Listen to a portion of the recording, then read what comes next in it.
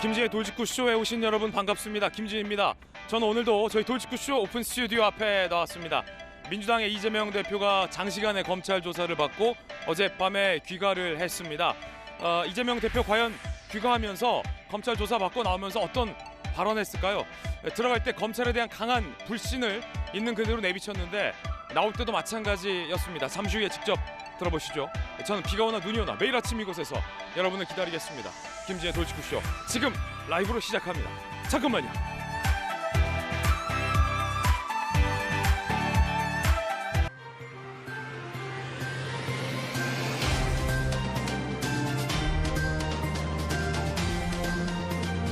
신문 읽어준 남자입니다. 어제 이재명 대표가 검찰에 소환될 때 41명의 의원들이 우르르 동행을 했습니다. 비이재명계 의원들을 중심으로 오바다라는 비판의 목소리도 나오고 있습니다. 잠시 후에 이야기 나눠보겠습니다. 오늘 조간신문 4가지 키워드 준비가 되어 있습니다. 먼저 첫 번째 키워드부터 함께 보시죠. 첫 번째 키워드는 뭘까요? 이겁니다. 12시간. 동아일보 1면에 보도하고 있습니다. 이재명 대표 12시간 장시간 검찰 조사를 받았습니다. 그런데 검찰 조사 과정에서 과연 뭐라고 답변을 했을지요. 여러 조간신문에 보도가 되고 있습니다. 함께 보시죠. 검찰은 이재명 대표의 구속영장을 검토 중인 것으로 알려지고 있습니다.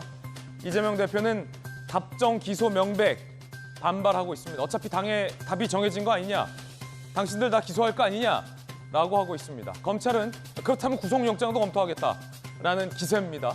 제1야당 대표 검찰 출석 12시간 조사, 성남FC 후원금 관련된 의혹의 피의자 신분입니다. 이재명 대표가 검찰에 6쪽짜리 진술서를 제출했다고 합니다. 그러면서 조사 과정 중에 답변 중 상당수를 진술서로 대체하겠다라고 답변을 했다고 합니다.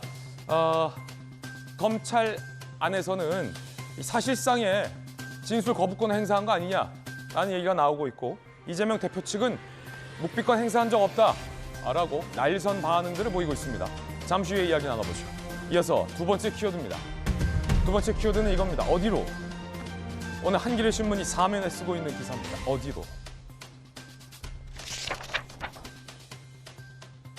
민주 단일 대우 맞서지만 이재명 방탄, 식물, 야당 우려를 한겨레 신문은 제기하고 있습니다. 민주당 어디로 가냐? 한겨레 신문 아예 이렇게 썼어요. 소제목에. 민주당 어디로 가냐? 쌍방울, 백현동, 대장동. 앞으로 이재명 대표가 받아야 할 수사가 줄줄이다. 국회 체포 동의안도 예고된 수순이다. 민주당이 대표 수호 부결로 맞설 것 같지만 민주당은 어디로 가고 있나? 한겨레 신문이 오늘 묻고 있습니다. 이어서 다음 키워드입니다. 세 번째 키워드 뭘까요? 검거. 공교롭게 이재명 대표가 검찰에 소환되는 날 누가 붙잡힌 줄 아십니까? 쌍방울의 김성태 전 회장이 붙잡혔습니다.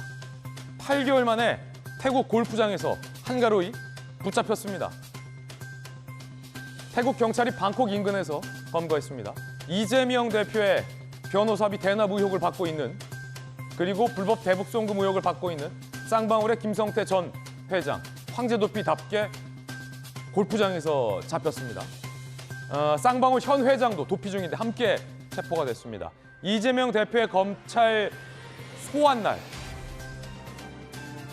공교롭게도 이재명 대표 변호사비 대납 의혹 김성태 전 회장이 붙잡힌 겁니다. 과연 그 의혹의 실체도 이제는 드러날 수 있을까요? 잠시 후에 이야기 나눠보겠습니다. 이어서 다음 키워드입니다. 네 번째 키워드, 보복. 한국일보 1면에 쓰고 있는 기사입니다. 보복, 어떤 기사일까요? 방역 강화의 보복.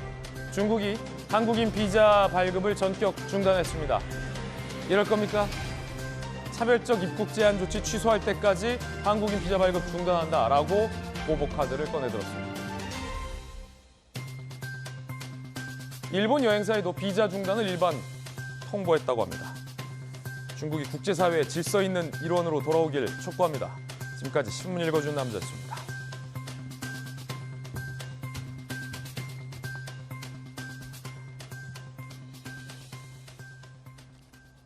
오늘 아침 함께 하신 분들 소개해드리겠습니다. 법전 들고 나온 정혁진 대표 변호사, 그 국민의힘의 수석 대변인을 맡고 있는 박정하 의원 나오셨습니다.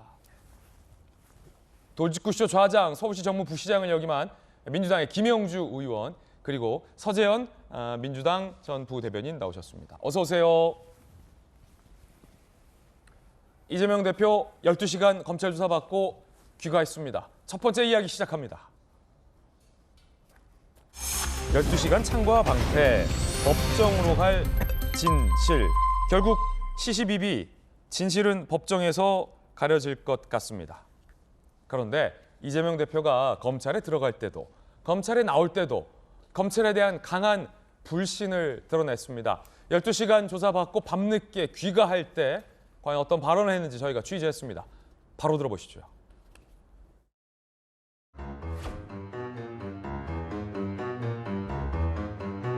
충실하게 설명할 건 설명했고 어차피 답은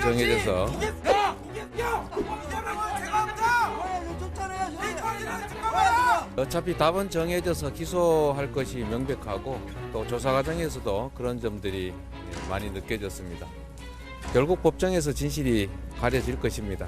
오늘 제시되는 여러 자료들을 봐도 제가 납득할 만한 그런 것들은 없었던 것 같습니다. 모두 수고하셨습니다. 성남시가 후원금을 강요했다는 진술이 나왔는데 혹시 대표님 지시가 있었습니까? 검사가 공모했다고 적시됐는데요. 검찰 티타임 거절하신 건 어떤 취지셨나요?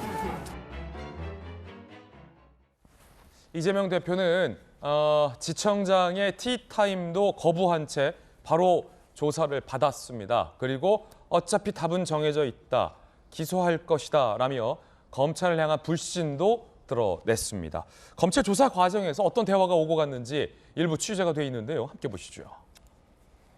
여러 보도들에 따르면 이창수 성남지청장과 티타임을 검찰이 제안을 했습니다. 관례에 따라서 차담을 거절, 바로 조사받겠다. 진술에는 소극적이었다라는 보도가 나옵니다. 6자리 진술서를 제출하며 상당수 많은 답변을 진술서대로 해달라 로 가름했다라고 합니다. 또 다른 보도에 따르면 특정 질문에 대해서는 이 대표가 굉장히 적극적으로 답변하기도 했다라는 얘기도 나오고요. 또 상당수 질문에 대해서는 진술서 내용대로 해달라라며 입을 닫았다라는 보도도 나오고 있습니다. 정혁진 변호사님, 네. 검찰이 구속을 검토하고 있다? 이런 얘기 나옵니다. 어떻게 전망하십니까? 일단은 제가 봤을 때 기소는 100% 확실하고요. 이 대표 얘기처럼. 네네. 왜냐하면은 이 대표 밑에 있었던 성남시의 담당 팀장하고 그다음에 돈을 준 사람, 원래 뇌물죄는 돈을 준 사람보다 돈을 받은 사람이 공무원이기 때문에 훨씬 더 엄격하게 처벌을 받거든요. 그런데 어쨌든 돈을 준 사람과 이재명 대표 밑에 있던 팀장이 이미 기소가 됐기 때문에 만약에 이재명 대표가 기소를 하지 않는다라고 하면 둘 중에 하나인 거죠. 이재명 대표가 아주 무능해가지고 그래서 밑에 있는 사람들이 무슨 짓을 하는지 전혀 몰랐다는 이야기이거나 아니면 검찰이 이재명 대표는 그냥 야당 대표고 하니까 봐줬다는 이야기이거나 둘 중에 하나일 텐데 예. 그럴 가능성은 제가 봤을 때는 거의 없고요. 그다음에 제 개인적인 생각으로는 구속의 가능성도 상당히 크다라고 보여지는 게 구속영장을 검찰이 칠 가능성이 크다. 왜냐하면 이게 180억이거든요. 181억만 넘어도 이제 지금 우리나라가 많이 부자가 돼가지고 1억이면 큰 돈이 아니다라고 생각하는 사람들도 있을 수 있을 텐데 1억만 넘어가도 우리나라 특가법에 따르면 10년 이상 무기징역이거든요. 그런데 1억에 180배, 180억 넘게 이게 돈을 받았다는 이야기가 되는 거고 그다음에 무엇보다도 이게 제3자 뇌물죄에 있어서는 제일 중요한 게 부정한 청탁인데 그러한 청탁으로 인해 가지고 이익을 얻은 기업체들의 특혜 수준이 상상을 초월하잖아요. 1,000억대가 넘어가는 그러한 했으니까 이런 정도 범죄 사실을 가지고 그냥 구속영장도 청구하지 않는다. 제가 봤을 때는 검찰에서 그렇게는 하지 않을 것이다. 저는 그런 판단이 듭니다. 구속영장도 검찰은 청구할 것이다. 네. 예. 자, 성남FC 후원금 의혹과 관련해서 이재명 대표가 진술서를 내고 진술서 내용대로 해달라라고 얘기했던 것 아마도 변호인과 조력하에 마련된 이 답변이기 때문에 그 진술서 내용이 나의 생각이다. 이런 뜻 같기도 하고요. 박정호 의원님 어떻게 보십니까? 뭐 세 가지가 제가 볼 때는 다들 그 예정돼 있던 예상된 수순대로 갔던 것 같아요. 그러니까 첫째 하나는 그 성남시청에 들어갈 때 지지자들과 의원들이 다 예. 모여서 마치 이게 이제 정치 탄압이라고 인상 지우는 것 하나. 두 번째는 지금 저희가 얘기하는 것처럼 사실상 이재명 대표 측에서는 그게 진술 거부가 아니라고는 얘기는 합니다만 사실은 A4 용지에서 6장 분량의 진술서 갖고 제시해 놓고 난 다음에 검찰이 제시하는 세세한 질문들 그다음에 구체적인 증거들에 대해서는 일절 답을 안 했던 그런 전략을 세웠던 것 같아요. 그것도 제가 볼 때는 들어가기 전에 이미 정했던 거. 그리고 나와서 저희가 좀 전에 화면을 통해서 봤던 것처럼 이 모든 것들이 사실관계와는 상관없이 검찰이 나를 죽이려 하는 거다라고 하는 프레임 전쟁 속으로 들어가는 것 같아요. 그래서 제가 보는 이재명 대표가 지금 하고 있는 어제의 모습들이 앞으로 저는 속편에 속편을 막 낳으면서 몇 번씩 계속 이제 상당 기간 우리 국회의 모습을 정리해 나갈 거고 예. 그러다 보면 민생은 파탄이 날 거고 그럴 것 같습니다. 그래서 결과적으로 말씀드리면 A4 용지 6장 속의 진술서를 일방적으로 적어서 내놓고 소위 당신께서는 당당하게 임하겠다라고는 얘기했지만 사실은 좀 수사에 사실상 협조 안 하는 이런 과정을 거치면서 상당 기간을 국민들이 답답하게 하는 모습들을 연출해 나갈 거다라고 보여집니다. 자, 이건 뭐 어떤 걸로 풀이될 수 있겠습니까? 김영주 의원님, 진술서로 가름하겠다, 의견 묻지 마라, 뭐 특정 질문에 답변 안 하겠다, 뭐 이런 건 어떻게 보이십니까? 글쎄요, 이제 그 많은 사건 중에서 성남 FC 사건이 그나마도 자기가 잘 알고 있는 사건에 속하기 때문에 어느 정도 이 부분에 대해서는 본인이 얘기한 것처럼 검찰의 입장에서는 확실하게 기소 또는 구속을 해야 될 중대한 사건이 되어버렸고 다만 실제로 법정에 끌고 가서는 이것이 어떤 형태의 말하자면 재판장의 어떤 성향이나 그것에 따라서 이게 경중이 확 달라질 수 있는 사건이기도 하거든요. 그러니까 시각에 따라서 어떤 시각으로 볼 것이냐. 왜냐하면 이것이 근데 180억이라 하더라도 흉물로 19년, 20년 동안 나온 공터를 그대로 두는 게 나은가? 예를 들면 특혜가 있다는 걸 알지만 그것을 시 입장에서는 유치해야 되는 입장들도 있고 이런 뭐 이재명 대표 얘기처럼 그런 부분들을 어느 정도 감안해주는 재판부냐. 그것이 그야말로 뭐 어쨌든 뇌물죄라고 하는 제 입장에서 보느냐에 따라 달라집니다. 따라서 실제로 하나를 묻고 답을 안 하는 방식보다는 거의 큰 틀에서 본인이 이 사건만큼은 그나마 본인이 자신 있다. 이렇게 저는 읽어야 되지 않나 그렇게 봅니다. 예, 만약에 서재원 부대변인이 오늘 나오셨는데 검찰이 구속영장 청구를 검토하고 있다는 보도가 나오고 있으니까 그렇게 되면 막 그냥 구속시킬 수 있는 게 아니라 일단 역시나 국회 본회의에 체포동의안이 통과가 돼야 합니다. 그럼 민주당은 이번에도 부결입니까? 그래서 제가 저도 이제 주장하기로는 우상호 전 비대위원장처럼 이 성남 FC 이제 광고비 건으로 구속영장이 되면 나라가 뒤집힐 것이다라는 것에 저도 동의한 부분이 있다라고 말씀드리니 지인이 왜 너는 수사를 못하게 하고 야당 대표가 뭐 법위에 있냐 왜 그렇게 공격을 많이 받았는데 지인분이요? 네, 그냥 시청자 여러분들한테 제가 정확하게 말씀을 드리는 게 수사를 하지 말라는 것이 아니고 불구속 상태, 즉 이제 이재명 대표가 감옥에 가서 수사를 할 정도의 사안이 아니고 당대표 수행하면서 왜냐 5년 동안이라든지 기존에 있던 것들이 증거 조작할 사항이 아니기 때문에 범죄가 없다라는 단정 짓는다는 말씀을 드린 것이 아니고요. 검찰이 그러니까 감옥에 이재명 대표를 넣고 수사를 하지 말고 당대표직을 수행하면서 수사를 진행하고 그 수사 결과는 법원에서 최종 판결을 받자라는 논리로 말씀을 드린 거고. 구속은 안 된다. 그렇죠. 왜냐하면 구속이 안 된다는 게 아니고 구속할 이유가 없다라는 말씀을 드리는 거예요. 그래서 말씀드린 이유도 180억이라는 그 횡령이라고 말씀하셨지만 광고비입니다.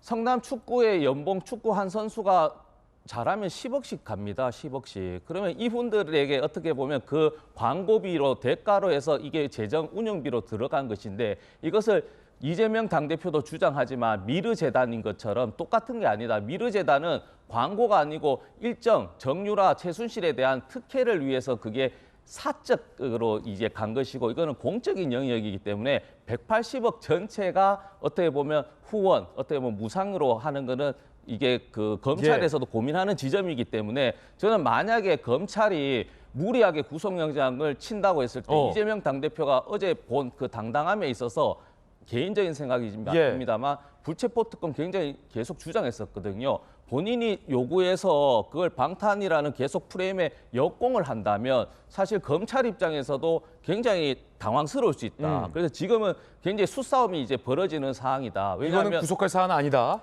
그런데 예. 검찰 입장에서는 그런 불구속, 이게 일반적으로 봤을 때도 불구속 수사가 원칙이고 이 부분은 굉장히 간단 명료하고 네. 증거를 조작할 영역이 없다 보면 검찰 입장에서는 불구속 기소가 당연한 것인데 불구속 기소를 했을 경우 검찰 입장에서는 불구속 할 것을 왜 당대표를 또 소환 조사해서 어떻게 보면 포토라인 시켜서 망신주기 했냐. 그래서 이재명 당대표와 저도 물론 주장하지만 정치 검찰이라는 오명을 또 벗어야 되거든요. 그래서 이 부분이 계속 수싸움의 연속이기 때문에 아마 검찰도 고민할 것이고 우리 야당도 고민할 것이고 여당 국회의원들도 계속 고민하는 수싸움이 그렇군요. 시작될 것 같습니다. 일단은 서지현 전 부대와 상당수 민주당 의원들은 구속할 사안 아니다라는 판단을 하고 있는 것 같은데 그런데 검찰이 이제 구속영장을 청구하고 구속이 필요한 사안인지 아닌지 판단하는 건 민주당이 판단하는 게 아니라 정혁진 변호사님 법원이 판단하는 거 아닙니까?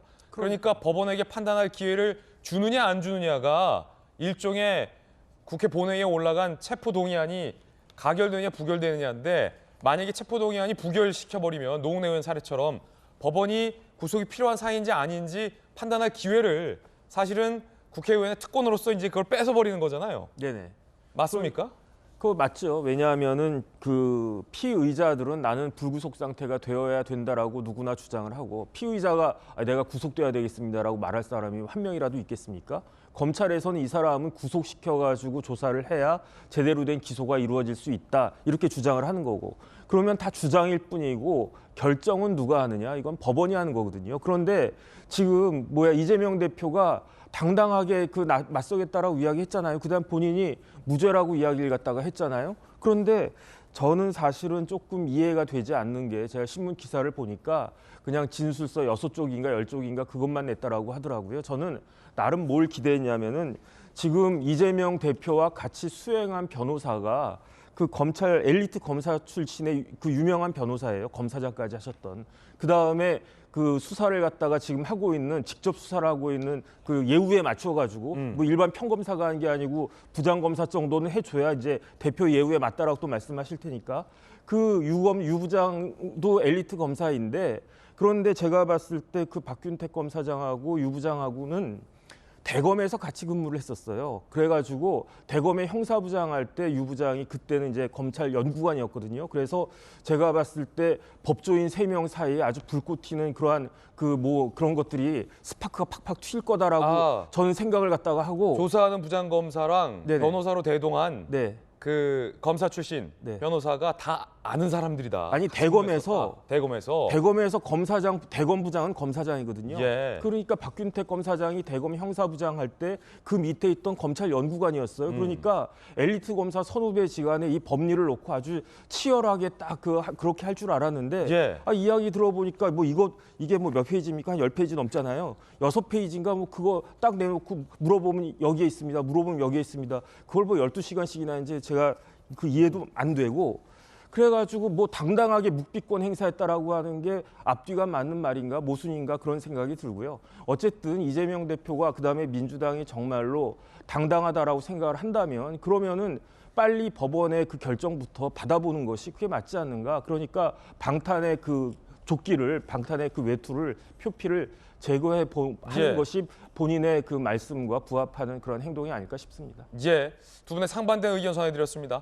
이재명 대표 측은 묵비권을 행사한 것이 아니다라며 강하게 반박하고 있는 상황입니다. 그 입장도 함께 전해드립니다. 구속이 필요 없는 사안이다.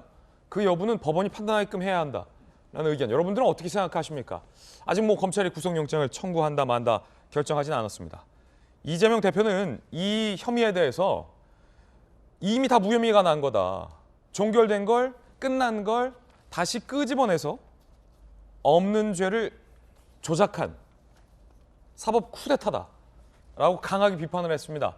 그런데 법조계에서는 이 사건은 한 번도 무혐의로 종결된 적이 없다라는 강한 반박이 오늘 많은 보도에서 나옵니다. 일단은 이재명 대표의 주장부터 들어보시죠.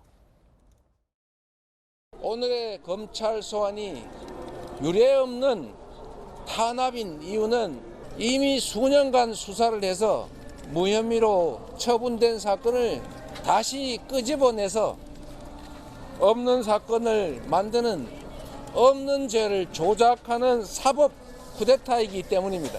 당당하게 정치 검찰에 맞서서 이기겠습니다. 무혐의 처분 사건을 다시 끄집어내서 조작 수사했다. 그런데 검찰에선 경찰 수사가 지연됐을 뿐 검찰이 무혐의 처분한 적 없다라며 반박했습니다. 문정부 때인 2021년 9월 경찰이 불송치 결정을 했습니다만 혐의 없음의 불기소 처분과는 전혀 다르다라는 겁니다. 결국 경찰이 수사를 지연했지만 검찰 단계에서나 경찰 단계에서도 종결된 적이 없는 사건이다 라고 반박이 나옵니다. 박정아 의원님, 이거는 뭐 기본적인 팩트의 그럼요. 논란도 아니죠. 팩트의 사안이기 때문에 뭐 누구 말이 맞는 겁니까? 이재명 대표와 민주당에서는 이거 무혐의 사건 다 종결된 거다라고 주장하고 있는데요. 딱 정리하면 사실은 이 성남 FC 관련한 문제는 지난 문재인 정부에서 검찰에 넘어가지 않게 경찰 수준에서 그냥 뭉개고 없앴던 사건이죠. 저게 무혐의 됐거나 아니면 불기소 처분이 됐던 건 아니에요. 좀 전에 저희가 봤던 것처럼 첫째 하나는 경찰에서 4년 가까이 조사를 해오다가 중간에 이게 어떤 연유인지 모르지만 흐지부지 돼서 없어진 건이에요. 그래서 검찰이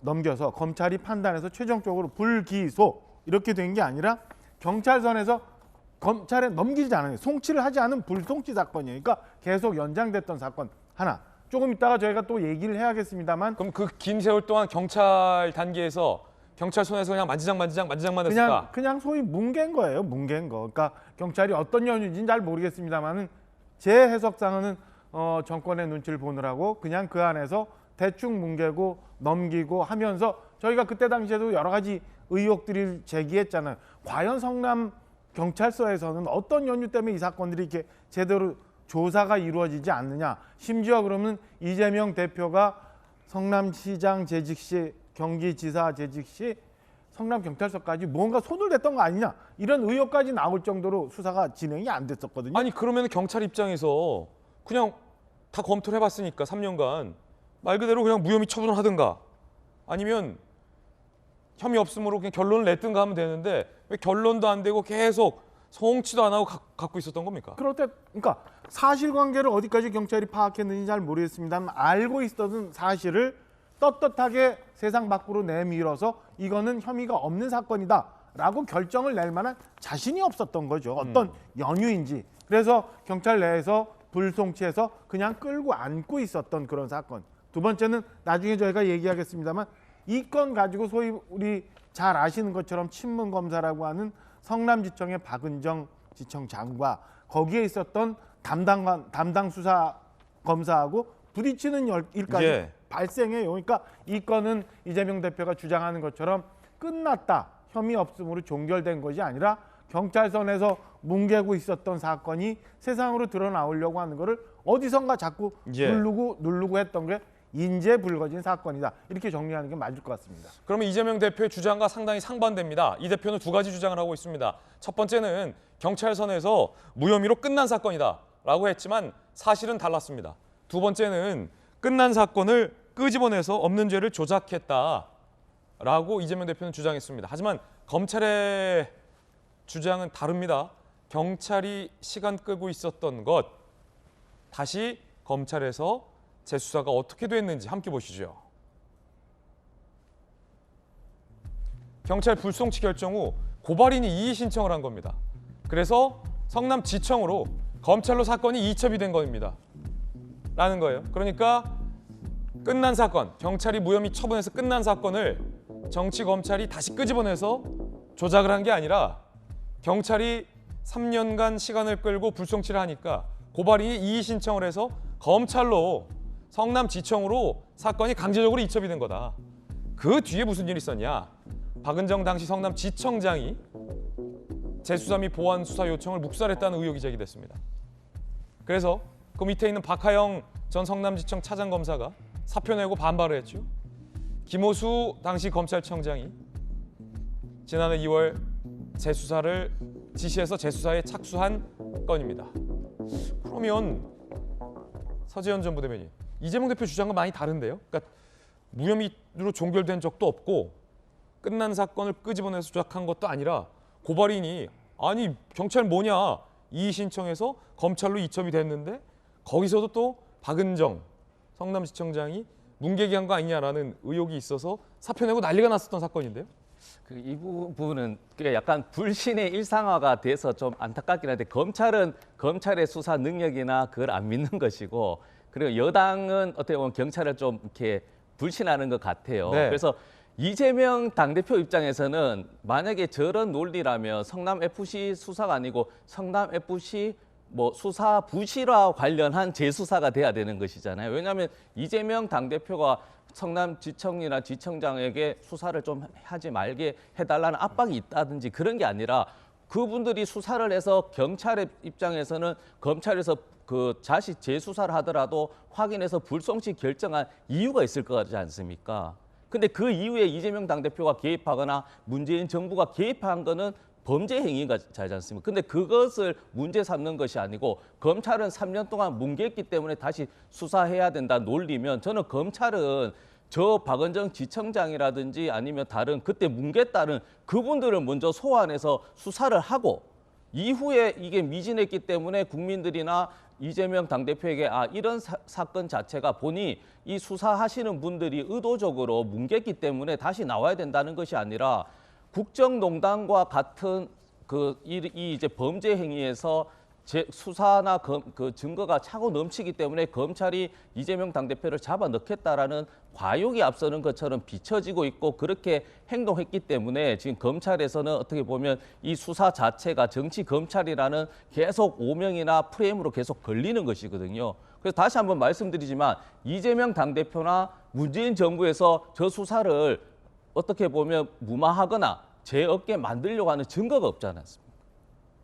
그런데 왜 이재명 당대표에게 그게 왜 뭉갰다고 하고 그것을 다시 검찰들이나 경찰들의 문제를 왜 당대표나 문재인 정부에게 돌리는 것 자체가 저는 어불성설이라는 말씀을 드리는 겁니다. 네, 무마 의혹에 대해서도 지금 현재 수사가 진행 중입니다. 말씀하신 것처럼. 그리고 뭉갰다, 무마했다라고도 단정할 수는 없지만 제가 드린 질문은 이재명 대표 주장이 사실과 좀 많이 다른 부분이 있다. 예를 들어서 두 가지예요. 왜 뭉갰냐를 질문 드리는 게 아니라 무혐의로 종결됐던 사건이라고 말씀하셨는데 경찰이나 검찰의 사법 단계에서 무혐의로 종결된 적이 없었다. 그런데 이제 이 대표는 왜 무혐의로 종결된 사건이라고 말씀하시느냐. 두 번째는 끝난 사건을 끄집어내서 조작한 것이 지금 검찰 수사라고 주장을 하셨는데 그게 아니라 고발인 이의 신청으로 성남지청에 이첩이 돼서 검찰 수사가 진행된 거다. 이 대표가 말씀하신 건 많이 다르다. 이 대표께서는 왜 잘못 알고 계시냐? 요 답변 좀 부탁드립니다. 다시 정확하게 또 한 번 더 말씀을 드리겠습니다. 그러니까 불송치 결정이라 한 것이 추가적인 어떤 새로운 사건의 증거 조작이나 어떤 여러 가지 사항이 없는 상태에서 경찰이 불송치 결정했다고 하면 이재명 당대표 입장에서는 이거는 무혐의, 즉 나는 죄가 없다라고 한 것이다. 불송치를 그렇게 무혐의로 판단한 것이다. 한 것이고 저는 재수사를 할 수 있습니다. 근데 저도 계속 주장하지만 왜 이재명 당대표에게만 그런 게 자꾸 적용되느냐. 만약에 이재명 당대표가 만약에 대선에서 이기고 대통령이 됐을 때 또다시 이렇게 수사가 진행될 거에 대한 저는 사실은 불신이 있는 것이거든요. 그런 부분에서 억울함을 계속 이야기하고 계속 야당에서는 왜 기승전 하다가 김건희 수사 계속 도이치모터스 얘기하자는 이유가 이 부분에 있는 겁니다. 왜냐하면 그 성남FC 재수사에 그 수사할 수 있는 그 명분이 되면 김건희 여사의 도이치모터스도 지금 이제 다음 달에 김호수 전 도이치모터스 대표의 공판이 있는데 그때 공판 검사가 추가적으로 김건희 계좌가 대신증권도 있고 신한증권도 있고 그 윤석열 대통령이 대선 당시에 했던 말과 배치되는 부분이 있는데 이 부분에는 수사 자체의 숫자도 안 나오면서 무조건 성남FC 사건만 하다 보니 대한민국에서는 야당 특히 이재명 대표만 범죄자인가 수사 대상인가 하는 오해를 일으킬 정도로 과하다는 말씀을 드리는 겁니다. 그 뜻이다. 그러니까 경찰 단계에서 불송치 결정한 거는 이재명 대표는 사실상 무혐의로 종결된 거다라고 판단했다라는 건데 법적인 부분인 것 같아요. 정익준 변호사님. 네네. 경찰이 불송치한 게 무혐의와 같은 의미입니까? 어떻습니까? 법적인 의미는? 그러니까 제가 학교 다닐 때 교수님들이 항상 이야기했던 게 법조인은 두 가지가 있어야 된다. 근거를 명확히 하고 용어는 정확히 해야 된다. 불송치하고 그 무혐의는요, 하늘과 땅 차이예요. 그다음에 이걸 보면 이게 막 수사를 했던 것처럼 이야기하지만은 2018년 6월 달에 고발이 들어갔어요. 그런데 2021년 2월까지 2019년 20년 한 2년 반 넘게 분당 경찰서에서 한 게 아무것도 없어요. 그러다가 2021년 2월 달 재작년이죠. 그때 분당서에서 비로소 전담팀을 구성을 갖다가 했는데 전담팀을 구성해 놓고도 한 일이 아무것도 없어요. 뭘 했냐면은 7월 26일 날 이재명 그 당시 그 후보 그 전 시장에 대해서 서면으로만 조사를 갖다가 했어요. 이재명 대표 그때 경찰에 출석하지도 않고 서면 조사 하나 띡 받아놓고 그런 다음에 9월 7일 날 불송치 결정한 거예요. 쉽게 말하면은 거의 뭐 한 3년 동안에 분당 경찰서에서 한 일이라고는 이재명 대표에 대해서 서면으로 조사한 뭐 그 내용 뻔하지 않겠습니까? 그거 하나 딱 받아놓고 이 내용을 갖다 봤더니 뭐 더 이상 뭐 증거가 없는 것 같다. 혐의가 없다. 법적으로 혐의가 없다가 아니고요. 증거가 불충분하다 해가지고 그래가지고 불송치 결정을 내린 거거든요. 불송치 결정은 누가 하는 거냐면 경찰이 하는 거고요. 무혐의 결정은 누가 하는 거냐면 검찰이 하는 거예요. 그런데 검찰은 무혐의 결정 한 번도 한 적이 없는데 왜 이재명 대표는 검찰하고 경찰도 구별을 못합니까? 왜 경찰이 한 불송치 경찰을 검찰이 한 무혐의 결정이라고 하면서 왜 한 번 무혐의 결정한 검찰이 또 그 요번에 소환해가지고 기소하려고 하느냐 이렇게 이야기를 하는데 앞뒤가 맞지 않는 거고요. 성남 FC에 대해서 말씀을 드리면 1989년도에 창단이 됐다가 2014년에 성남시가 인수를 갖다가 한 거예요. 그런데 어떻게 인수를 갖다가 했느냐? 주식회사에 주식을 갖다 인수한 거거든요. 성남시 그 성남 FC의 구단주가 누구냐? 이재명 시장이었어요. 그런데 2014년 인수가 된 바로 그 다음 해부터 2015년부터 그때부터 이런 그 후원금 불법 후원금 같은 것들이 계속 그 문제가 되고 있는데 이것을 그냥 일개 시민구단인 것처럼 이재명 대표와 거리가 있는 것처럼 이야기하는 것은 정말로 사실을 호도하는 것이 아닌가 싶습니다. 예, 정혁준 변호사님 의견입니다. 수사 쟁점과 관련해서 이재명 대표와 검찰의 시각이 많이 다릅니다. 이재명 대표는 적극 행정을 통해서 시가 FC 구단이 유치한 광고 후원금이다라고 주장을 하고 있고 검찰에서는 뇌물이다라고 단정하고 있습니다. 박은정 지청장이 당시 정부 성향의 성남지청장이 수사를 무마한 거 아니냐라는 의혹도 별도로 수사 중인데 지난해 10월 당시 박은정 지청장은 이렇게 이야기했습니다. 항변했습니다. 들어보시죠. 경찰에서 3년 3개월 이상 무혐의 의견으로 불송치한 사건이고 한 4개월 동안 저희 검찰에서 20여 건 이상 그 수천 페이지를 꼼꼼히 검토했어요. 갑자기 차장이 이프로스에 본인이 직접 노래를 부르는 것을 사직 인사로 올리고 사직을 하셨어요. 저는 지금도 왜 그러셨는지 잘 이해가 되지가 않습니다. 자, 박은정 지청장은 차장 검사가 왜 갑자기 항명하면서 사표냈는지 이해가 되지 않는다라고 물론 항변하고 있긴 합니다. 박정호 의원님.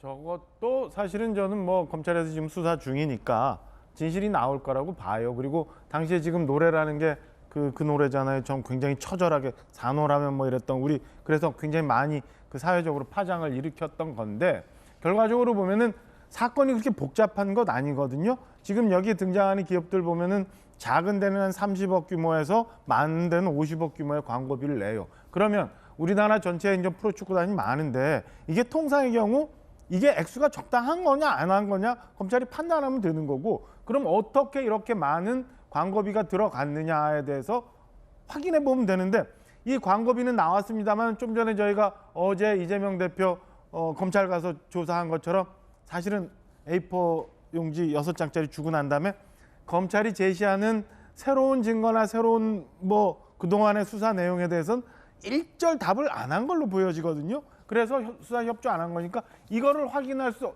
없는 상황에서 지금 저렇게 가고 있는 거죠. 이걸 무마하기 위해서 이재명 대표는 그리고 이것도 제 혼자 개인적인 생각입니다만 박은정 당시 성남지청장은 어느 선과 연관이 돼서 이 사건을 그냥 대충 넘기자.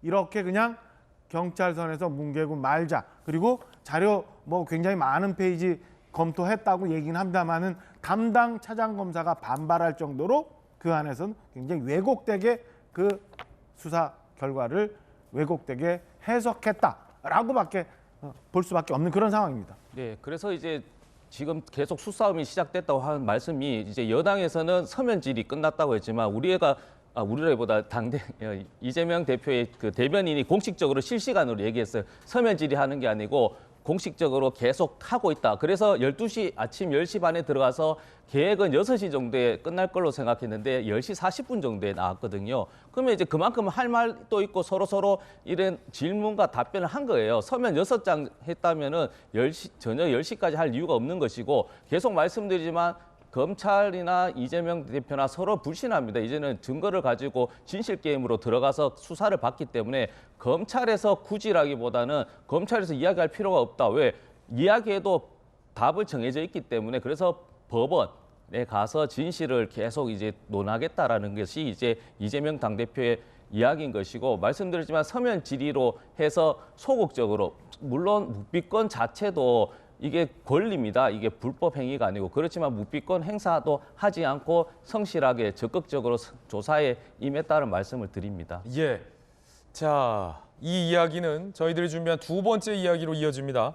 아시다시피 어제 이재명 대표가 검찰에 소환하는 길은 굉장히 대규모의 인파와 함께했습니다. 41명의 현역 민주당 의원들이 동행을 했다는데 두 번째 이야기 주제 공개하겠습니다.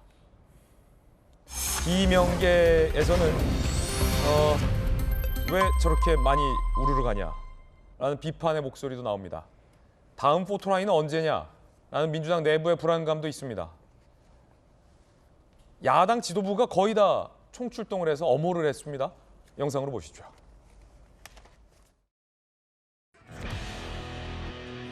이재명 대표께서 오셨습니다.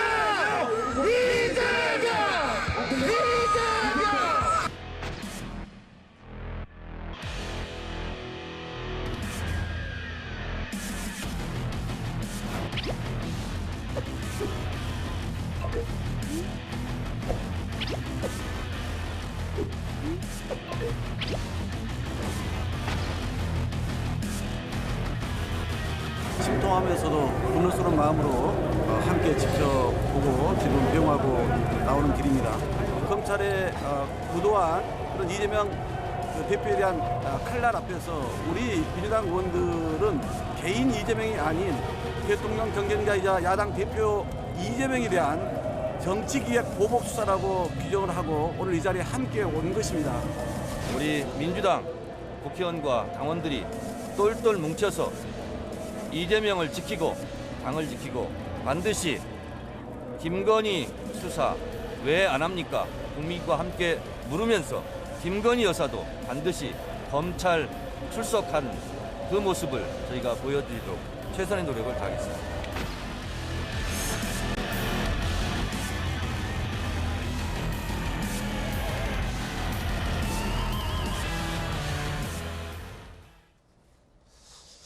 일종의 어떤 출정식을 방불케 하는 퍼포먼스가 있었습니다. 야당의 지도부가 총출동을 했습니다. 그러자 일단 여당에서는 나 뜨겁다라는 비판의 목소리가 나왔습니다. 여당의 비판 한번 들어보시죠. 자신은 일체의 책임이 없다는 듯이 과연 국민들이 어떤 생각을 하셨을까. 같이 정치에 몸담고 있는 사람으로서 좀 낯이 좀 뜨거웠다고 말씀드릴 수밖에 없겠습니다. 비리 공무원과 조직 평력배가 결탁한 흡사 범죄와의 전쟁 영화 한 장면이라고 봐도 무방할 것입니다. 이 대표의 개인적 범죄 비리 혐의는 독립운동이나 민주화운동이 아닙니다. 민주당은 이재명 수호를 위해 법치주의를 부정하고 배격했습니다. 이 대표 검찰 출석 현장은 반법치주의 결의대회 당군 이래 최대 범죄 비호 세력의 준동이라 규정할 수밖에 없습니다. 김형주 의원님, 이재명 대표 검찰에 소환되던 날 제가 여의도에서 민주당의 한 몇몇 재선 의원들과 만나서 취재를 좀 했는데 그분들은 여의도에 있었어요. 그 말인즉슨 저기 안 갔어요. 성남지청에 안 갔다는 거죠. 그러면서 비이재명계 내지는 그냥 뭐 한 민주당의 중도적인 의원들은 저길 왜 가냐? 라는 반응을 저한테 속내를 털어놓기도 했었는데 네. 김영주 의원께서 보시기에는 어떻습니까? 당연히 가야지 라는 주장하신 분들은 이제 성남지청에 가신 거고 41분. 안 간 분들은 거길 왜 가냐? 굉장히 온도 차이가 극명합니다. 김영주 의원께서 어떻게 보십니까? 그렇습니다. 이제 실제적으로 어쩔 수 없이 가기 싫은데 간 사람도 있었을 거예요. 아, 저기 있는 예. 간 분 중에 예. 다른 사람 다 가는데 단 최고위원 가는데 나만 빠졌다. 이것도 좀 불편하고. 예. 김태년 의원은 뭐 친하기도 했지만 자기 지역인데 또 안 가기도 뭐 하고. 아이 또 김태년 의원이 안 가기도 뭐 해서 예. 그렇겠습니까? 아니 예를 들면 사람 마음을 알 수가 없죠. 예. 김성호 의원처럼 뭐 다른 일이 있어서 가고 싶었지만 못 갈 수도 있고 정말 이번에 좀 손질을 하자 해서 작심하고 안 갔을 수도 있고 여러 가지 마음이 그 속에 있는 거죠. 서지현 부대 왜 안 갔어요? 저도 방송했었고. 알겠습니다. 네. 예, 김영주 의원님. 그래서 이제 그런 차원인데 제일 제가 뭐 다 좋아요. 갈 수밖에 없는 상황이고 갈 사람들이 갔다고 보는데 제일 제가 보기 싫었던 장면은 입장문을 읽고 난 다음에 들어갈 때 일일이 악수하는 장면이요. 맞아, 우리가 느낄 때 다시는 돌아오지 않는 길을 가는 사람처럼. 마치. 예, 난 그게 제일 보기 싫었어요. 그리고 나올 때도 기다리고 있다는 거, 그것도 웃기는 얘기요. 마치 줄 세워서 악수하고 나하고 악수한 사람은 공천장 받은 거야? 이런 시그널을 주는 것 같아요. 굉장히 지금 안 간 사람들은 이건 너무 사당화되고 있다. 리스크가 너무 지금 증폭되고 있다. 이제 그래서 이재명을 싫어서가 아니라 반 이재명이어서가 아니라 전체 당을 봤을 때 여기 다 올인하는 것이 굉장히 당한테도 좋지 않다. 이제 그런 건강한 균형 감각도 있는 것이죠. 또 실제로 뭐 야 저거 언제 잡아가냐 그런 생각을 하는 사람도 있겠죠. 당내에서도. 모르긴 모르지만. 네네네. 그러니까 그런 마음들이 여러 가지 섞여 있다고 보여지고요. 근데 좀 이재명 대표조차도 말로만 뭐 나올 필요 없다 이렇게 하지 말고 굉장히 무슨 큰 뭐 무슨 민주 항쟁하고 그다음에 무슨 투옥되는 사람처럼 저런 행동 보이는 것도 적절하지 않았다 그렇게 봅니다. 왜냐하면 이제 전직 대통령이 검찰에 여러 분 소환되셨잖아요. 그런데 전직 대통령조차도 혼자 가셨거든요. 포토라인 앞에 혼자 서셨는데 이재명 대표, 물론 이제 야당 대표에 대한 유례 없는 검찰의 소환이기 때문에 민주당은 또 정치 탄압이다라고 받아들이기 때문에 이제 지도부가 다 같이 아마 가신 그러니까 것 같아요. 저런 장면 자체가 이재명 대표가 더 불안해하는구나. 오히려 못하게 떨고 있구나. 이런 시그널이 될 수 있어요. 새가 많다는 시그널이 아니라 역으로 그냥 당당하면 그냥 혼자 정말 혼자 가서 심플하게 이야기하고 그리고 뭐 쉿하고 난 다음에 종이를 6페이지까지 뭐 19분이나 읽고 갈 이유가 뭐 있습니까? 오히려 더 심플하게 더 혼자서 그런 모습이 국민들한테 볼 때는 책임감 있는 모습으로 보인다는 거죠. 한 9분 정도 읽으셨죠? 자, 김영주 의원님 개인 의견이었습니다. 서지현 전 부대 왜 안 갔어요 어제? 저 방송에 좀 했었고요. 그러니까 자유롭게 하는 게 저는 맞고 저는 그래서 개인 SNS 상에서도 중요한 것은 이재명 당대표가 검찰 소환에 임했던 것이 중요하고 뭐 택시 타도 되고 버스 타고 가도 되고 한복 입고 가도 되고 양복 입고 가도 되고 혼자 가도 되고 같이 가도 된다. 그게 중요한 건 아니다. 다만 문제는 이재명 당대표의 저 개인이라고 해야 되나요? 당의 문제를 전체 국회의원이나 당원들이 거기에 이게 몰입하는 것은 문제인 것이죠. 그래서 저도 10시 반에 방송 마치고 대구에 가서 대구에 이제 그 당직자나 이제 원외위원장들과 함께 정치개혁, 선거제도 관련해서 회의도 하고 그리고 지금 또 우리 대구시당 같은 경우에도 버스 대절에서 이태원 참사 분향소 애도도 하고 혹시 도와드릴 일이 없냐 해서 저도 방송 마치고 또 이태원으로 넘어가거든요. 그렇듯이 국회의원들도 임시국회를 열고 본연의 역할을 하고 있기 때문에 그러니까 저기 어떻게 바빴군요. 보면 서지현 전 부대변인은 제가 어제 임시국회 바빴다. 바빴다기보다는 각자 역할을 하면서 이제 그렇게 걱정해주고 함께 하는 거는 문제 없다라는 말씀을 드리는 겁니다. 중요한 건 마음이지 네. 몸이 꼭 거기 있어야 되는 거 아니다. 그리고 저기 예. 이제 갔다고 해서 저것만 집중해서 하면 또 문제라는 것이죠. 예, 중요한 건 마음이 함께 하면 되는 거다라는 말씀 박영선 전 장관과 문희상 전 의장은 그런데 조금 다르게 생각합니다. 그 왜 우르르 몰려가서 시위하냐, 오바다라고까지 얘기했습니다. 한번 들어보시죠. 이재명 대표가 한 번쯤은 나 혼자 가겠다. 그러니까 아무도 오지 마라. 이렇게 한번 공개적으로 이야기하시는 것도 저는 좋지 않을까. 우르르 몰려가가지고 거기서 무슨 시위하는 식으로 하는 스타일의 것은 정치를 너무 오버하는 거고요. 너무 지나치게 하는 거에 대해서 야당에서 태도를 분명히 하지 않고 힘을 합치지 않으면 지리멸렬될 가능성이 있어요. 우르르 몰려가 시위하는 식은 정치를 오버하는 것이다. 문희상 전 의장은 이렇게 얘기했고요. 박영선 전 장관은 이재명 대표가 혼자 가겠다. 분명하게 왜 얘기를 안 하냐라고 비판을 했습니다. 비이재명계에서는 이게 당을 사당한 거다라고 강한 비판이 나옵니다. 비명계 의원, 한심한 상황. 성남 시절 이야기 끌어들여 사당화를 시켰다. 조홍천 의원, 그 행위는 방탄 프레임만 더 공고히 한 것이다. 프레임을 벗어나야 하는데 아니라는 알리바이를 대기가 힘들어졌다. 강한 비판입니다. 방탄 안 하겠다고 하면서 당 지도부가 다 같이 간 것은 오히려 방탄 프레임만 더 공고히 한 거다. 아니라고 하는 알리바이 대기가 힘들어졌다. 방탄 맞다. 조홍천 의원은 또 이렇게까지 비판을 하고 있습니다. 당내의 생각들은 다 다르니까요. 한심한 상황이다라는 비명계 의원의 비판도 있었습니다. 사당화. 박정호 의원께서는 어떻게 보십니까? 일단 두 가지 측면에서 좀 혼돈스러운 게 있어요. 제가 국회의원 된 지 6개월 정도밖에 안 됐는데요. 그밖에 안 됐습니까? 통상 1월 달에는 국회 안 연다고 하더라고요. 예. 근데 지금 열려 있어요. 열려 있는데 지금 민주당에서는 뭐 무인기 침투며 민생 문제며 경제 문제 얘기 굉장히 많이 하고 있는데 그 정작 그거 협상해야 될 당 지도부가 다 저기 가 있는 거예요. 그러면 국회 열어놓고 뭐 하고 있는 거예요? 당이 저러니까 국회가 안 돌아. 그러니까 다수를 점거하고 다수 의석을 갖고 있는 민주당이 저렇게 안 돌아가니까 좀 전에 비명계 의원 얘기했던 것처럼 사당화되어 있으니까 국회가 안 돌아가는 거고요. 국회가 안 돌아가다 보니까 민생이 얘기가 안 되는 거예요. 예. 과연 그럼 1월 달에 뭐가 급해서 민주당은 단 하루도 쉬지 않고 임시국회를 열자고 했던가라는 게 저는 개인적으로 혼돈이 좀 하나 있고, 두 번째는 앞서 말씀드렸지만 과연 이런 장면이 지금은 성남FC 관련이잖아요.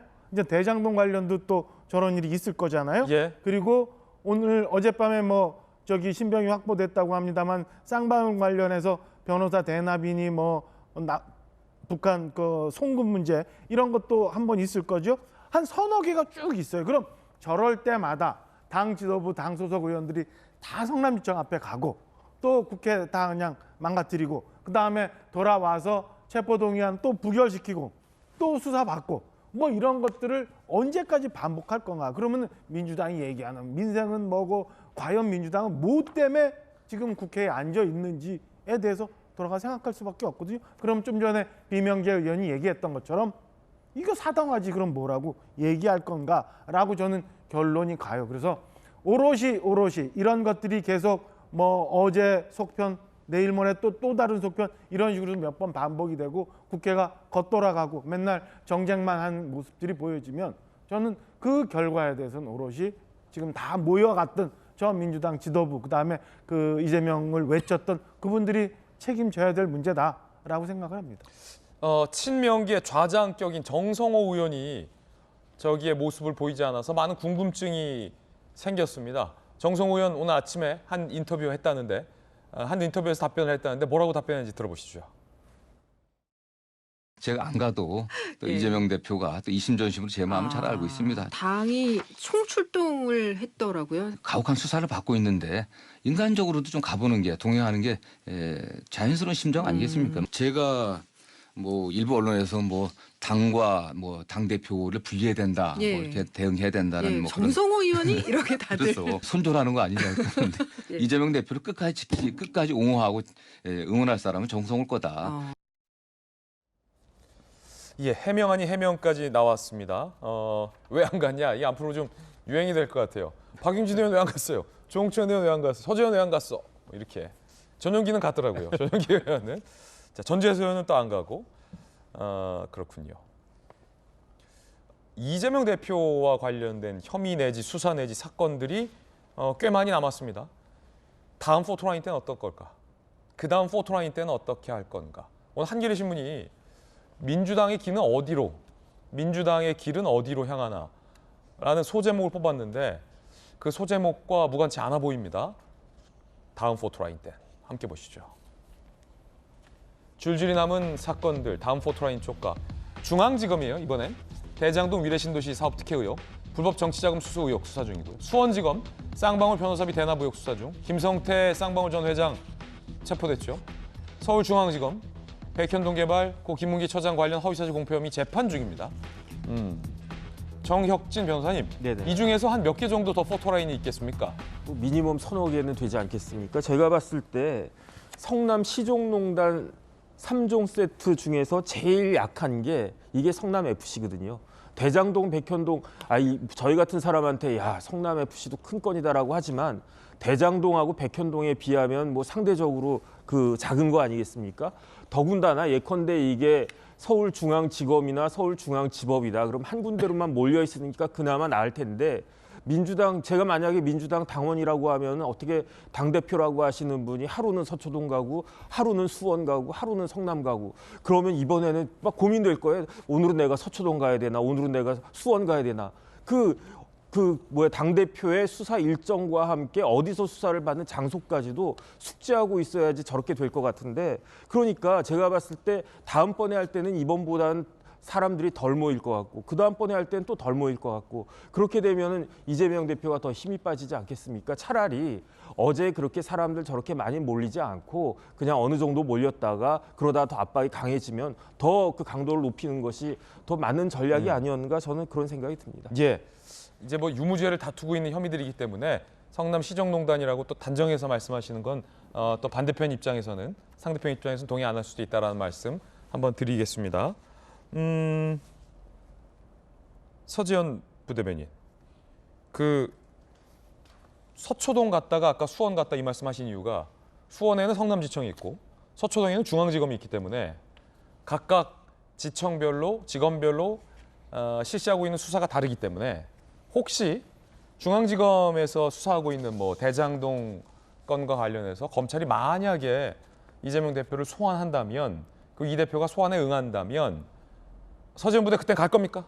중앙지검 앞에? 그때도 바빠요? 뭐 일정이 맞으면 당연히 가야 되는 건 맞는데, 그냥 말씀드리지만 저는 이제 조홍천 의원의 말씀에 전적으로 공감하고 이제 이해가는 게, 뭐 앞서 말씀드렸지만 1월에도 임시국회가 연 적이 없다고 하지만 사실은 문재인 정부 때도 매년 열었었거든요. 워낙 코로나도 있고 힘들었기 때문에. 그래서 이런 것을 계속 알리바이처럼 설명한다는 것 자체가 사실은 방탄 프레임을 넘어서 말로만 민생 어렵고 우리 국민을 위해서 정치가 해야 된다는데 결국엔 계속 정쟁의 요소로 빨려 들어갈 수밖에 없는 이 현실이 사실은 야당이지만 책임이 있는 것이거든요. 그래서 이 부분 또 대장동이라든지 쌍방울 가서 올 거냐 말 거냐 이런 논의 자체가 이미 야당으로서는 어떻게 보면 일정 부분 책임이 있기 때문에 이런 것을 어떤 전략과 전술로 좀 프레임 전환할 수 있는 것이 사실은 뭐 더불어민주당의 가장 큰 숙제인 것 같습니다. 아니 그러면 서지현 부대는 그때 만약에 중앙지검이 소환한다면 그때 일정을 보고 판단하시겠다라고 답변하시니까, 민주당 지도부는 중앙지검에서 소환을 한다면, 다른 의혹으로 소환을 한다면 민주당 지도부는 지금처럼 대거 가야 합니까?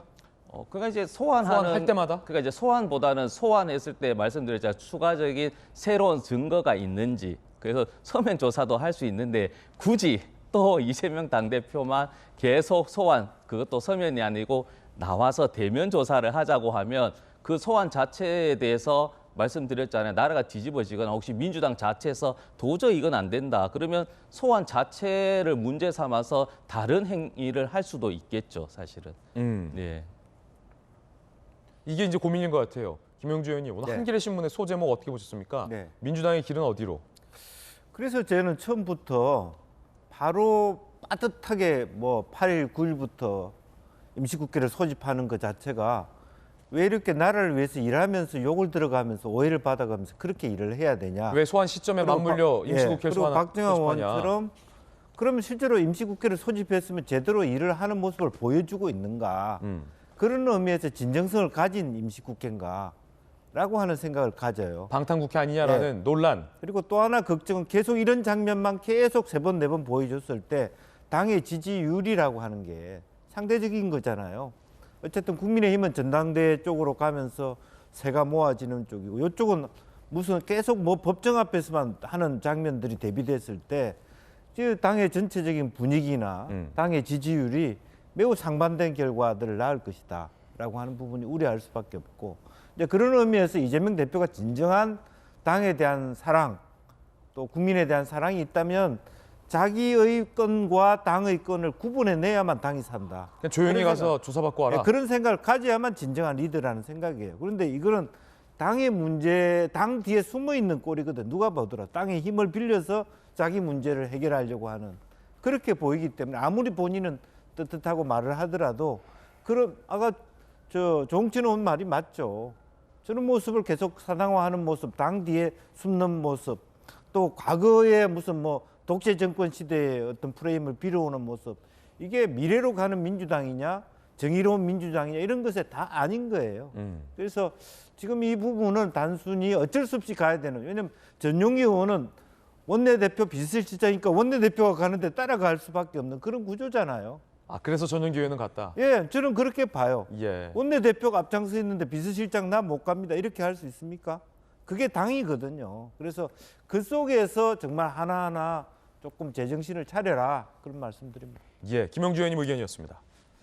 어제 검찰 앞에는 맞불 집회가 열렸습니다. 그리고 쫄았냐라는 시민의 고함도 있었습니다. 이재명 대표는 어떤 반응 보였을까요? 함께 보시죠.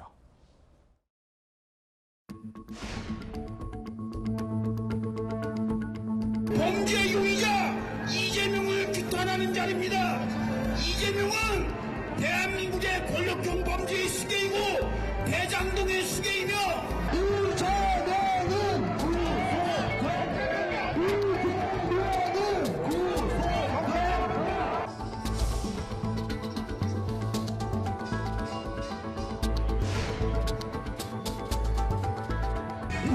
이재명 절대 지켜 이재명 매일 지킨다 이재명 우리 매일 지킨다 이재명 건너편에 있는 저 소리를 들리지 않게 대표님이 여러분의 목소리만 듣고 들어갈 수 있도록 힘차게 외쳐합니다.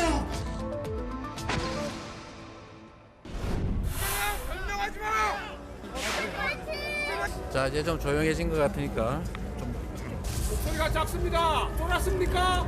조용히 하세요.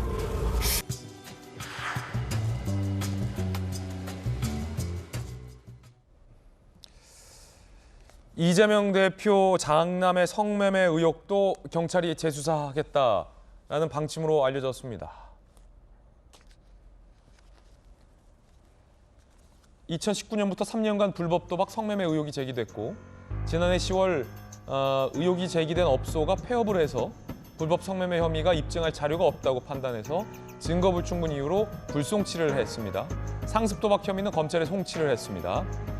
그런데 검찰이 이재명 대표 장남 주변 인물 상대로 실제 성매매 장소에 갔는지 성매매 행위가 이루어졌는지 좀 더 확인을 해야 되는 거 아니냐. 상습 도박 혐의 관련 금액 등의 일부 차이가 있다. 보완 조사하라 라고 경찰에 다시 보완 지시를 했습니다. 그래서 다시 장남의 성매매 의혹과 관련돼서 경찰이 재수사를 하겠다라는 내용의 보도 내용입니다. 정혁진 변호사님. 네네. 어떻게 보세요? 일단은 그 장남의 혐의가 두 가지예요. 첫 번째는 도박이고 두 번째가 성매매인데 그런데 경찰에서 이번에도 하나는 송치를 갖다가 했는데 하나는 불송치 결정을 갖다가 한 거예요. 그게 뭐냐면은 성매매. 그런데 검찰에서 좀 이상하게 생각을 한 게 장남이 그 사이트에다가 글을 올렸거든요. 근데 그 글을 자세히 보면 아 이거는 성매매 행위가 있었던 것 같다. 그런 뉘앙스가 있는데도 불구하고 불송치를 갖다가 하니까 이 부분 재수사를 갖다가 해라. 하는 김에 도박 관련해서도 미진한 부분이 있으니까 이것도 마찬가지 재수사를 하라. 그러니까 이제 남부경찰서에서 경기 남부경찰서에서 다시 수사를 한다. 뭐 그 정도로 생각하면 될 것 같습니다. 그렇군요. 이거를 근데 이재명 대표 입장에서는 아 하다 이제 내 아들 성매매 의혹까지 경찰이 다시 재수사하냐라고 받아들일 수도 있겠군요. 그래서 계속 기준이 좀 명확했으면 좋겠어요. 당연히 저런 의혹이 있으면 절차에 맞게 재수사하는 게 맞습니다. 그리고 경찰은 더 성실하게 보완해야 되고, 근데 계속 누누이 말씀드렸지만 그 행위가 이재명 당대표 가족에게만, 그리고 본인에게만 행하는 거는 억울함의 의미에서 그런 형평성을 얘기하는 것이고요. 그 여당의 일부 지난번에 좀 그렇지만 대선 후보, 강력한 후보였던 분의 자녀분도 사실은 더 큰 마약 관련해서 협의, 그리고 지금 또 여당에서 최고 실세라는 하시는 아들의 어떤 그 음주운전 관련해서 그런 부분에 있어서도 이렇게 실시간으로 그리고 보안 수사를 했는지 형평성을 묻지 않을 수가 없습니다. 예, 형평성이 중요하다라는 비판의 발언도 함께 들어봤습니다. 이번엔 저희가 준비한 다음 순서입니다. 뜨거운 소식 두 가지 뉴스 엄선돼 있습니다. 첫 번째 소식부터 바로 살펴보시죠. 하투, 김성태 전 회장이 태국에서 골프 치다가 붙잡혔습니다. 이재명 대표 검찰 소환된 그 시점에 공교롭게 변호사비 대납 의혹을 받고 있는 쌍방울의 김성태 전 회장, 황제 도피 의혹 거의 붙잡힌 겁니다. 김성태 전 회장, 자 사진에서처럼 저런 모습으로 골프장에서 검거됐습니다. 8개월간 해외 도피, 수억 원대 도박, 유흥업소 직원 소환 등 황제 도피 논란. 어제 태국의 한 골프장에서 현지 경찰에 검거가 됐습니다. 흰 수염의 장발 상태. 못 알아보겠어요. 지 사진 보니까 못 알아보겠어요. 그러면은 태국 경찰이 굉장히 잘 특정을 한 거예요. 자, 이와 같은 모습으로 태국의 골프장에서 태국 경찰이 체포를 했습니다. 검거를 했습니다. 최근 모습 사진이 많이 달라져 있네요. 박정호 의원님. 예. 이게 태국의 이 수사 당국, 경찰의 수사 능력, 일단은 인정을 좀 해야겠네요. 우리와 함께 공조를 좀 해서 우리도 딱 특정을 해서 바로 탁 체포를 했어요. 그러니까요. 저희가 이제 소재는 뭐 태국 인근의 치앙마이 어디 뭐 이렇게 가끔 얘기는 나왔습니다만은 분명하게 저렇게 해서 현장에서 검거하기는 태국 경찰이 잘한 것 같아요. 예, 물론 이제 우리 경찰이 다 조사를 해서 다 알려주고 뭐 그랬겠지만. 그렇죠. 우리 경찰이 다 수사를 한 거겠죠. 그냥 보시는 것처럼 기왕에 우리가 갖고 있던 자료 사진과는 굉장히 다른 모습이어서 그동안 도피 생활을 하면서 어떻게 지냈나를 유추해 볼 수 있는데, 다만 좀 답답한 게 보면은 지금 수사가 빨리 진행이 돼야 되는데 저렇게 됐다고 하더라도 김성태 전 쌍방울 회장이 그 송환 거부 소송을 걸면 또 몇 달이 또 걸린다는 거예요. 그러니까 바로 들어와서 저희가 지금 궁금해하는 쌍방울 변호사비 대납, 대북 송금 문제를 바로 확인할 수 있는 상황은 좀 아닌 것 같아서 또 몇 달이 좀 지나야 되는 그런 상황이라서 좀 지켜봐야 될 듯하다라는 생각이 들어요. 근데 뭐 기왕에 수사할 거 저는 어떻게 저렇게 해서 그 수사 정보를 빼내서 해외 도피까지 하게 됐는지 그런 과정도 다 일목요연하게 다 나왔으면 좋겠어요. 나와서 도대체 그 비호 세력이 어디까지인지 그런 것들 다 조사가 됐으면 하는 바람입니다. 자, 그러면 김성태 전 쌍방울 회장이 받고 있는 의혹은 뭘지 좀 정리를 해봤습니다. 2018년 이재명 선거법 위반 혐의 재판 당시 변호사비 대납 의혹, 2018-2019 640만 달러, 약 72억, 중국 밀 반출 등 대북 송금 의혹, 쌍방울 그룹 자금 횡령 및 배임 등의 의혹이 줄줄이 제기가 되고 있습니다. 이게 공교롭다라고 계속 이야기가 나오는데, 김영주 의원님, 이게 뭐 맞춰서 잡지 않았겠죠? 이재명 대표 검찰 출석하는 거에 맞춰서 잡지 않았겠죠? 뭐 그렇게 맞춰 잡지는 않았겠죠. 그런데 제가 이제 느낄 때는 좀 우리 경찰이 굉장히 뭔가 덫을 잘 쳤다. 덫을 잘 쳤다. 그런 생각이 들어요. 왜냐하면 보도에 의하면 김성태 회장이 태국에서 베트남으로 건너갔다. 맞아요. 이렇게 얘기함으로써 오히려 김성태 회장이 태국 안에서의 활동을 굉장히 편안하게 만든 그런 부분도 없잖아 있었다. 방심하게 메콩강 건넜다라는 이상한 역정보를 흘려서. 태국까지 가려 그러면 라오스 건너가고 가야 되는데 오히려 그런 얘기를 노출시킴으로 인해서 그동안에 뭐 필리핀 카지노도 가고 뭐 건너 다녔겠습니다만은 오히려 태국 이외 지역을 우리 경찰에 쫓고 있는 거 아닌가 이런 그런 어떤 절묘한 생각도 저는 갖게 되거든요. 김성태 전 회장한테 좀 헷갈리게 지금 한국 경찰 헛다리 짚고 있구나 뭐 이렇게. 네. 이제 그러면서 하나하나 좁혀가고 있지 않았겠냐 그렇게 생각이 들고요. 어쨌든 이것이 빨리 잡혔으니까 앞으로도 물론 여러 가지 이제 본국으로 소환하는 데까지는 뭐 국제적인 협력이 필요하지 않을까 그렇게 생각이 들고요. 아마 이게 돌아오면 여러 가지 어려운 풀기 어려운 퍼즐이 많이 풀릴 수 있다 그렇게 생각이 듭니다. 예. 지난해 5월 31일 김성태 전 회장이 싱가포르로 도피했잖아요. 정익준 변호사님. 근데 너무 궁금한 게 검찰의 수사 정보를 미리 받아본 뒤에 압수수색이 있구나. 나 튀어야겠다. 라고 도피를 했다는 겁니다. 네네. 어떻게 그게 가능한지도 좀 아까 박정호 의원 말했던 것처럼 규명을 해야 될 것 같고 압수수색 영장 초안을 통째로 건너받았다. 이런 얘기도 지금 보도에 나오고 있거든요. 그리고 그동안 황제 도피로 잘 피해왔는데 어쨌든 이번에 잘 잡았어요. 네네. 그러니까 5월 그 쌍방울 임원 중에요. 수원지검 수사관 출신이 있었어요. 그래가지고 그 사람이 5월 중순에 우리 회장님에 대해서 이제 압박이 가해 오니까 그러니까 수사 기록을 통째로 넘겨주고 그걸 딱 받으니까 김성태 회장 입장에서는 이거 가만히 있다가는 잡히겠구나. 그럼 나 큰일 나겠구나 해가지고 5월 31일 날 도피한 게 어디냐? 싱가포르이고요. 그 다음에 이제 뭐 태국 갔다가 이제 김영주 의원님 말씀하신 것처럼 동남아를 전전했는데 결국은 동남아에서 제일 살기 좋고 뭐 음식도 좋고 골프 치기도 좋은 데가 태국이니까 거기에 이제 있다가 요번에 잡혔는데 제가 이제 기록을 갖다가 봤더니 저 신문을 봤더니 태국 경찰 안에 이민국이 있거든요. 거기 이민국하고 우리나라는 경찰이 아니고 수원지검에서 검찰청에서 같이 그 협조 공조 수사를 해가지고 그 김성태 회장을 잡았는데 검찰이 같이 공조한 겁니까? 경찰이 아니라? 제가 저 언론 보도에는 왜냐하면 수원지검 입장에서는 전직 수사관이 그 현직 수사관하고 공모해가지고 이런 일이 발생을 했으니까 명예를 회복해야 되지 않았겠습니까?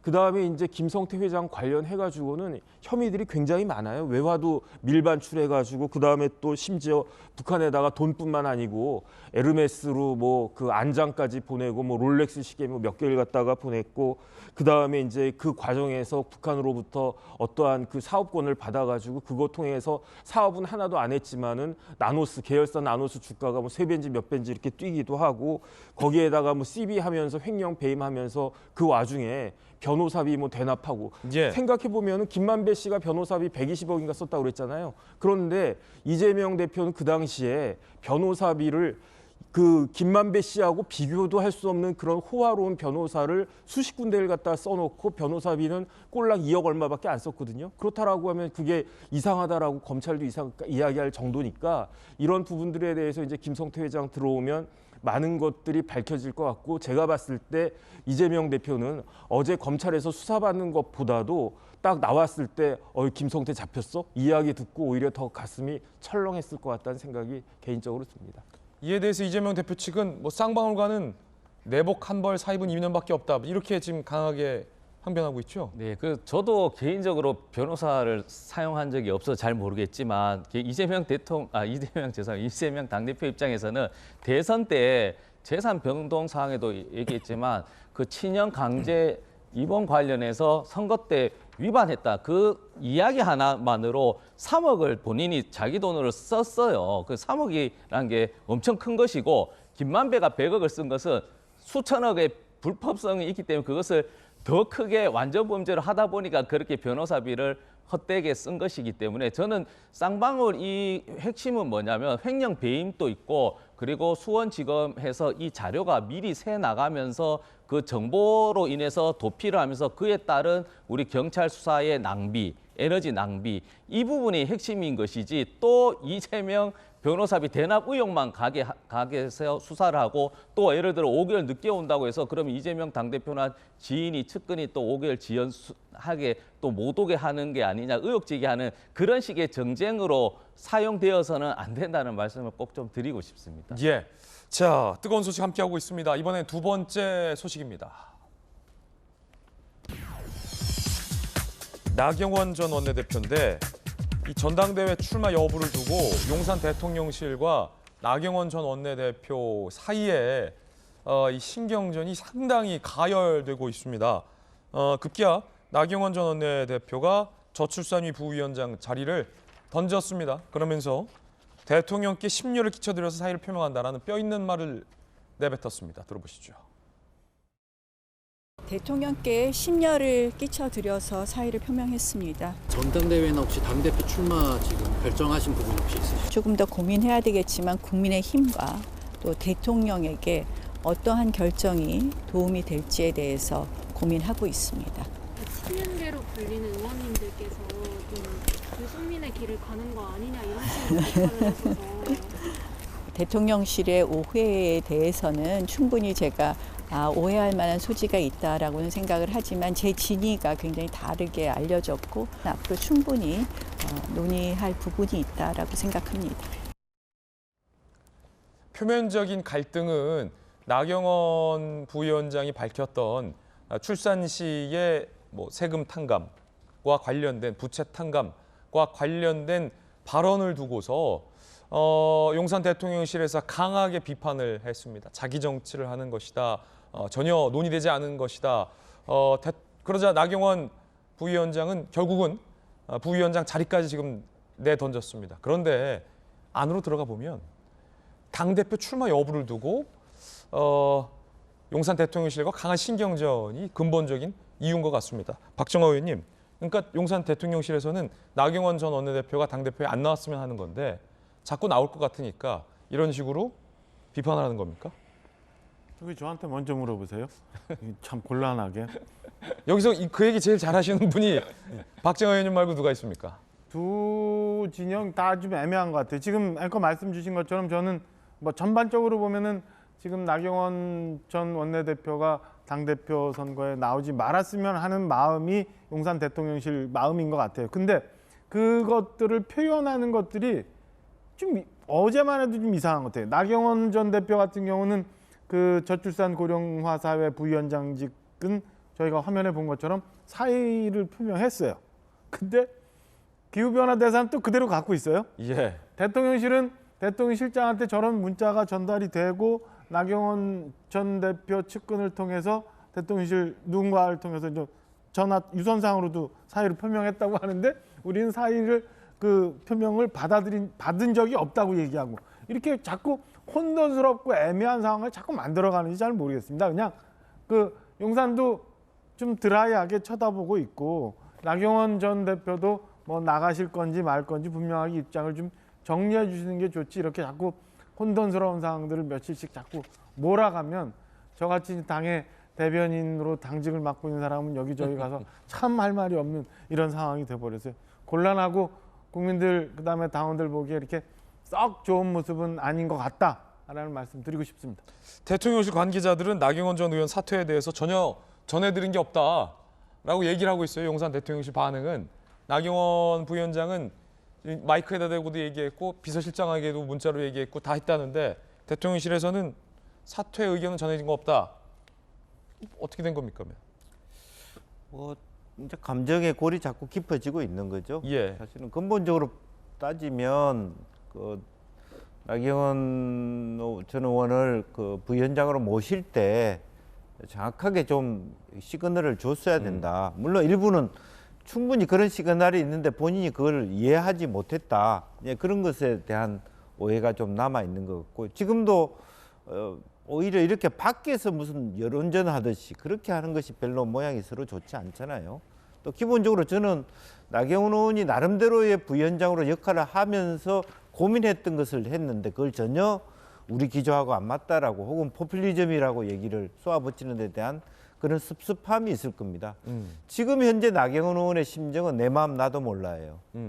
사실 대통령도 돕고 싶고 당내도 잘 이끌어가고 싶은 마음이 있는데 갈수록 정말 저 윤 대통령이 언제부터 당원이었다고 이런 마음이 들기 시작하거든요. 그리고 내가 몇 년 동안 이 당을 17대부터 지켜왔는데 내 얘기가 포퓰리즘이고 정치 기조에 안 맞다?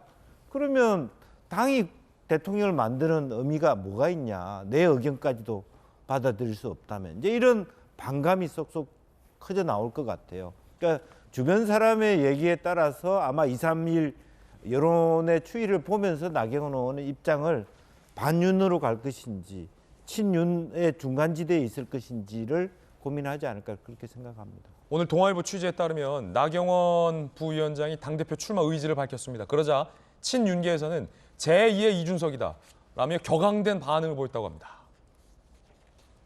불출마는 없다. 당대표 불출마는 없다. 이 말은 출마의 의지를 밝힌 거죠. 서로 신뢰를 쌓는 것 외엔 받을 것 없다 라고 친윤계를 향해서 날선 얘기를 했습니다. 자, 그러자 오늘 동아일보 보도에 따르면 친윤계는 제2의 이준석이다 라며 매우 격앙된 반응을 보이고 있다는데, 박정호 의원님, 네.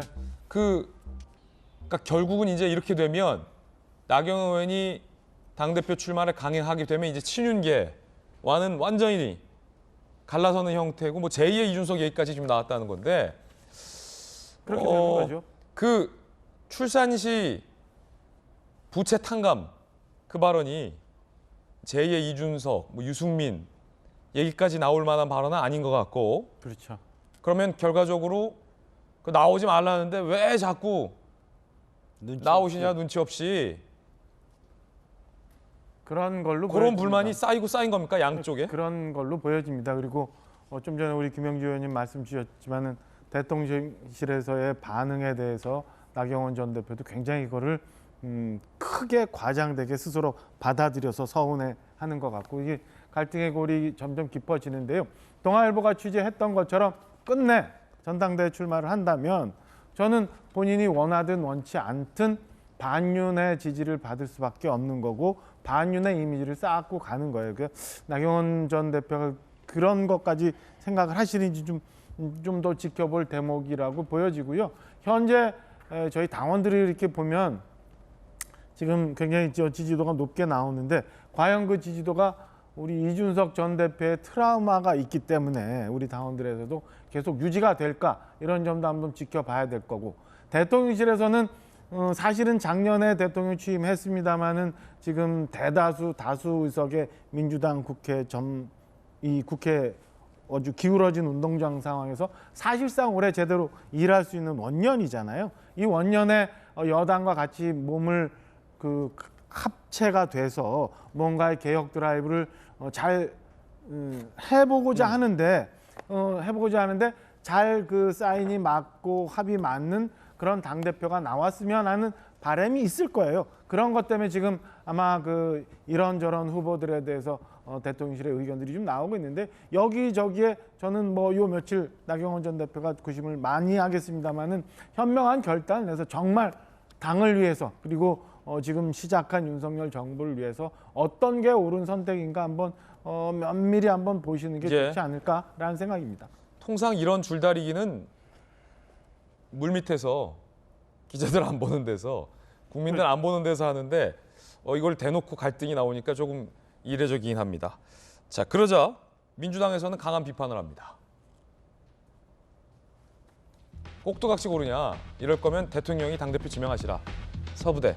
네, 저는 좀 심각하게 얘기하면 그 윤석열 대통령은 좀 이렇게 무능한 대통령을 넘어서 대한민국 최악의 대통령이 아닐까. 왜냐, 본인이 최악의 대통령이라고까지 또 말씀하시면, 왜 설명을 드리자면, 본인이 언론, 대국 국민들 상대로 명백하게 당무개입 안 한다라고 얘기했었거든요.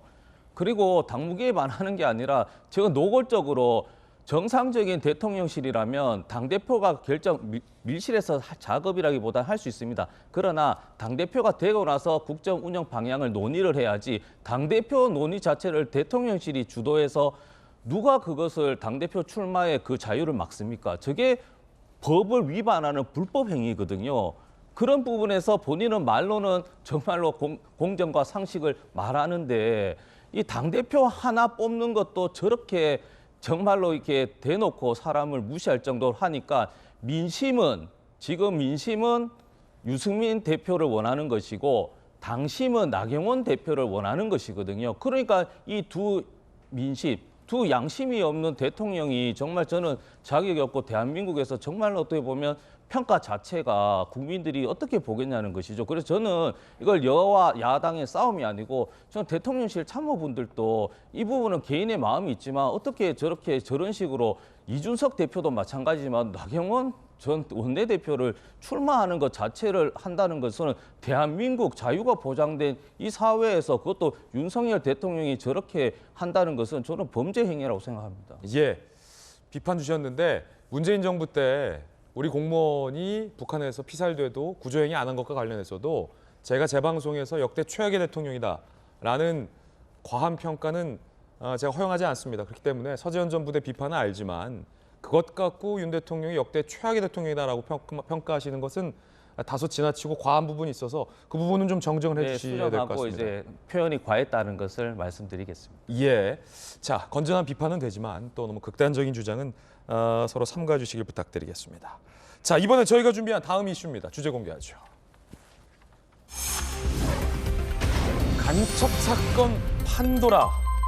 오늘 보도에 따르면 정치인의 전 보좌관이 북한과 접촉 후 정보까지 보고했다라는 정황을 국정원이 포착했다고 합니다.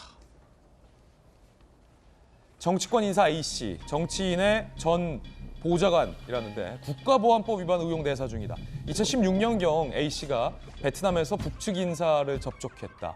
이후 서울에서 인터넷 사용에 북한의 난수표, 암호문 보고를 했다라는 보도 내용이 오늘 나왔습니다. 정익진 변호사님, 이거 어떤 내용입니까?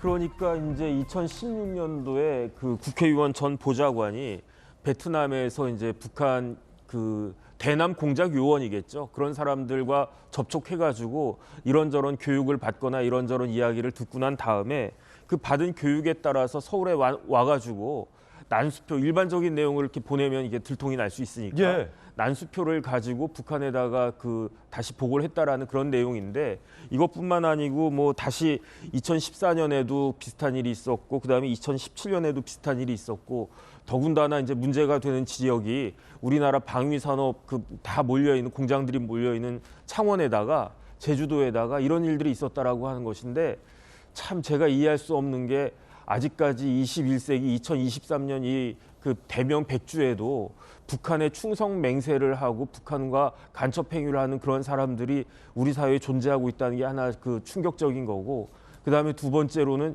이런 사실이 있었음에도 불구하고 그동안에 국정원이 간첩에 대해서는 전혀 그 적발을 갖다 하지 못하고 있다가 이제야 비로소 이런 것들이 드러나고 있다라고 한 사실도 참 양쪽으로 참 문제가 되는 것이 아닌가.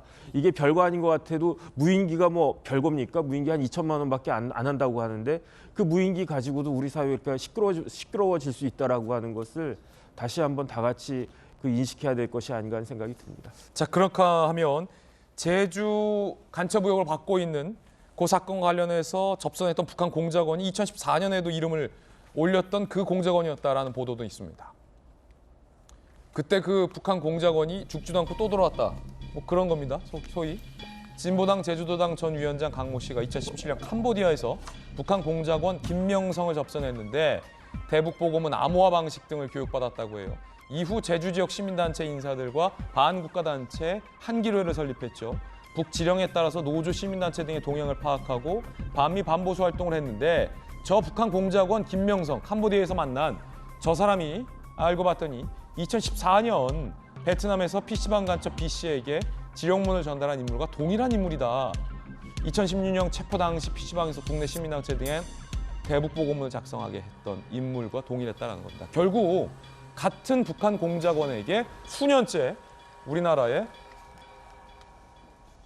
정보원들이 북한 정보원 노릇을 했다라는 겁니다. 혐의인데요. 국정원이 조금 더 샅샅이 이 의혹 파헤쳐야 될 것 같습니다. 저희는 60초 광고 보고 돌아오겠습니다. 잠시 후에 뵙죠. 예, 오늘 저희가 준비한 소식 모두 다 전해드렸습니다. 저희들은 내일 아침에 풍성한 소식 들고 인사드리겠습니다. 오늘 하루는 분명 어제보다 나을 겁니다. 좋은 하루 되십시오. 고맙습니다.